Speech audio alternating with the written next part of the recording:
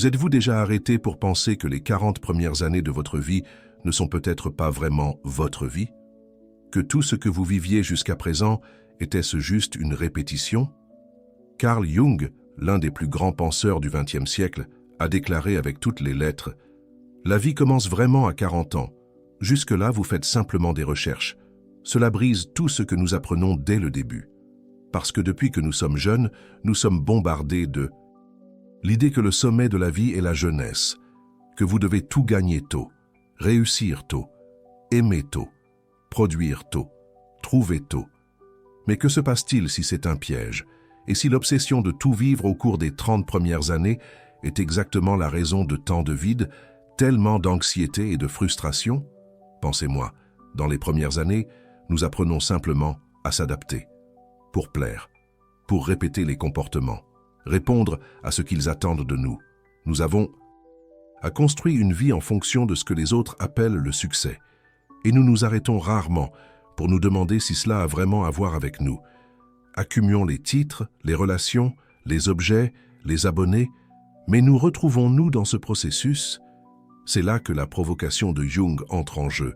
Vous n'avez peut-être pas vraiment commencé à vivre, et c'est bien. Parce que le virage vient, ça vient toujours. Et quand cela vient, cela ressemble à une crise. Mais c'est une invitation. À partir de 40, les questions changent. Et quand les questions changent, c'est parce que quelque chose de beaucoup plus grand est sur le point de se produire. Au cours de la première moitié de sa vie, nous apprenons à porter un masque, et son nom est persona. Jung a décrit le personnage comme le visage social que nous présentons au monde. C'est cette version qui vous plaît au travail, qui se comporte devant la famille, qui s'adapte à ce que l'environnement attend. Il est fonctionnel, c'est nécessaire.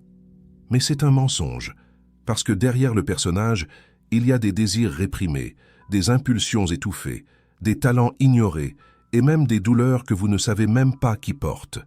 Le personnage est utile pour survivre, mais il est limité à vivre.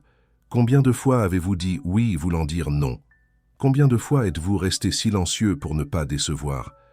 Combien de décisions avez-vous prises juste pour bien paraître et pour ne pas être vrai? Il s'avère que le personnage est construit sur des attentes externes, et plus nous nous éloignons de notre essence, plus nous pensons que nous ne pouvons pas expliquer. C'est pourquoi Jung a dit « Tout ce que nous ne sommes pas confrontés en nous-mêmes, nous le trouverons comme destination. » C'est-à-dire ce que vous cachez 1 heure vous avale, et la vie vous obligera à le regarder. C'est pourquoi, environ 40 ans, le personnage commence à se fissurer.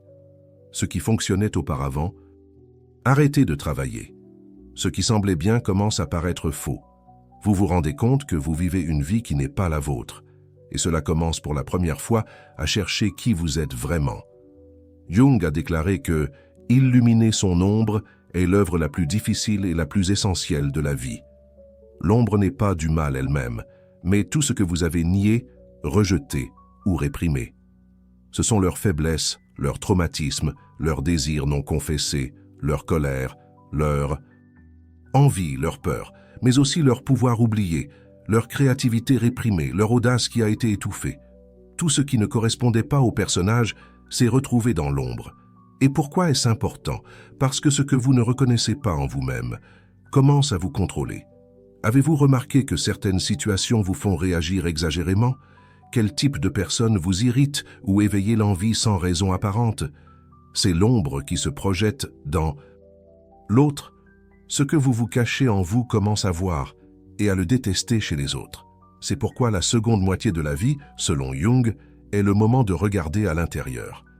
Il ne s'agit pas d'améliorer l'image, il s'agit d'intégrer ce que vous avez toujours essayé de cacher.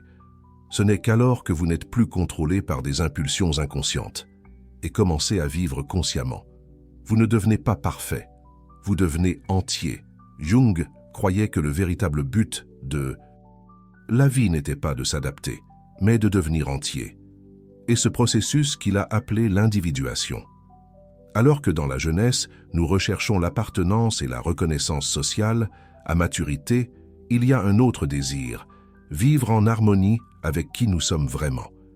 L'individu est de cesser d'être juste un rôle et de devenir une personne authentique, conscient de ses lumières et de ses ombres. Il intégrait les opposés, raison et émotion, personnalité et ombre, force et vulnérabilité. Ce processus n'est pas facile. Cela implique des conflits internes, des pertes, des ruptures. Mais c'est précisément là que vit la croissance.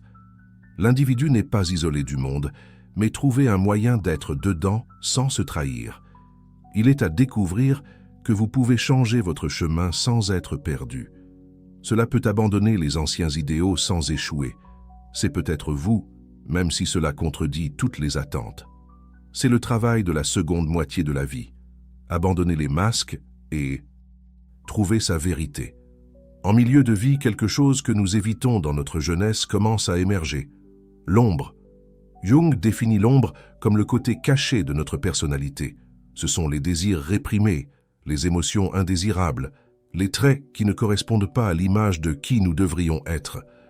Pendant la phase de construction persona, le masque social que nous utilisons pour plaire et ajuster, nous apprenons à cacher tout ce qui pourrait générer un rejet. Mais ce qui est réprimé ne disparaît pas, il attend. Et dans la seconde moitié de sa vie, il commence à frapper à la porte. C'est pourquoi beaucoup de gens viennent en crise. Ils ne peuvent pas gérer ce que l'ombre commence à révéler. La colère contenue, la peur cachée, la tristesse camouflée survient. Des sentiments qui semblent sortir de nulle part, mais sont le résultat d'années de silence interne. Faire face à l'ombre, c'est ne pas se rendre au chaos. Il s'agit de reconnaître ce qui a été rejeté, puis de l'intégrer consciemment. L'ombre n'est pas l'ennemi, elle est le miroir de notre profondeur. Le nier, c'est vivre en deux. Pour le confronter, c'est aller vers tous. Pour Jung, le but de la seconde moitié de la vie n'est pas la perfection, c'est entièrement. L'individu est le processus d'intégration de toutes les parties de la psyché. La personnalité, l'ombre, l'inconscient, les désirs, les peurs et les potentiels oubliés.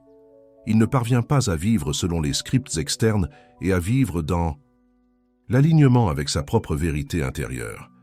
Cela ne signifie pas de tourner une version idéale de vous-même. Cela signifie accepter à la fois la lumière et l'obscurité. Reconnaissez les échecs sans culpabilité, les cadeaux sans arrogance. La vraie maturité est née lorsque nous réalisons que nous ne sommes pas seulement ce que nous montrons au monde, mais aussi tout ce que nous cachons. L'individu est un processus, lent, profond et parfois douloureux, mais c'est aussi libérateur. Jung n'a pas vu cela comme un luxe spirituel, mais comme une nécessité psychique, qui n'individa pas des vies divisées. Ceux qui sont individuels trouvent la paix, non pas parce que c'est parfait, mais parce qu'il est complet. En milieu de vie, l'ombre commence à frapper à la porte de la conscience. Tout ce que vous avez supprimé pour être accepté ou réussir, désir, talent, émotion, question, commence à émerger avec la force. Vous avez peut-être étouffé une vieille passion, peut-être que j'ai vécu toute une vie en essayant de plaire. Peut-être qu'il a caché de la colère, de la tristesse ou de la fragilité. L'ombre n'est pas votre mauvais côté, c'est le côté oublié. C'est ce qui a été rejeté pour que vous vous installiez dans le monde, mais vivez toujours en vous. Jung a dit que plus nous refusons l'ombre, plus elle nous contrôle derrière les rideaux. Il se manifeste dans des impulsions, du sabotage, des crises, de la tâche. L'intégration de l'ombre, c'est ne pas s'y rendre. Il le reconnaît honnêtement. Il admet « je suis aussi ça ». Et à partir de là, choisissez consciemment qui vous voulez être. Ce courage de regarder à l'intérieur, d'ouvrir la pièce sombre de l'âme, est ce qui sépare l'adulte de l'adolescent vieilli. C'est ce qui sépare l'éveil des distracés. Sans cette confrontation avec l'ombre, il n'y a pas d'individuation, juste de la répétition. Après avoir affronté l'ombre, quelque chose de nouveau est né, ou plutôt quelque chose de vieux, mais jusque-là caché. Votre vrai moi. L'authenticité n'est pas contre, ou ne fait pas tout ce qui donne sur la tuile. Il vit avec l'alignement interne. C'est pour agir de manière cohérente avec leurs propres valeurs et non avec les valeurs empruntées du monde. Jung a dit que le personnage est nécessaire, mais il ne devrait jamais commander l'âme. Le masque social doit servir l'individu et non l'asserver.